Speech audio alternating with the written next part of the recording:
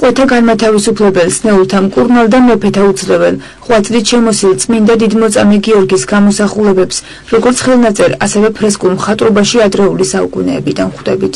ისტორიულ წყაროებზე დაყრდნობით წმინდა მოწამის ცხოვრებისა და წამების ამსახველი სცენები თავიდან ფიგურალური მხატვრობით, მოგვიანებით კი ფერთა სიმბოლიკით გამოხატულ კომპოზიციებში იქმნებოდა. ხშირად ვხედავთ ხატისებურ გამოსახულებებს, როდესაც წმინდა გიორგი განგმირავს ან დიოკლიდიანეს, ან კიდევ გველეშაპს.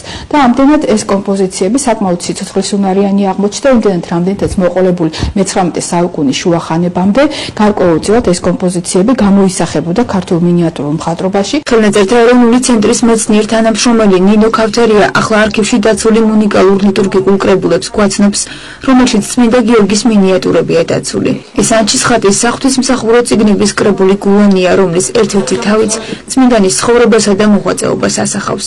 ხელნაწერთან იმ პერიოდისთვის დამახასიათებელი მასალისგან შესრულებული მინიატურაც ახლავს. გამოსახულებაზე წმინდა გიორგი თეთრ ცხენზე ამხედრებული გველეშაპთან მებრძოლ მდგომარეობაშია გამოხატული. ეს გულანია, დიახ, გულანია და გულანში ჩართული არის წმინდა გიორგის ხსენების დღეს ჩართულია კომპოზიცია, როდესაც წმინდა გიორგი განგმირავს გველეშაპს. ამ წმინდანთა ცხოვრებისა და მოღვაწეობის ამსახველ ლიტურგიკულ კრებულში კი წმინდა მოწამის წამების სცენებს ხვდებით.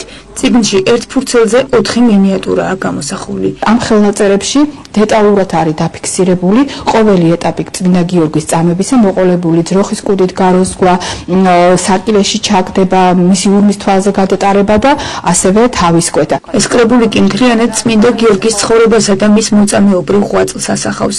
ხელნაწერთან მრავალი მინიატურა ახლავს. მინიატურები ძირითადად ინდოისთვის არსებული მასალით არის შესრულებული.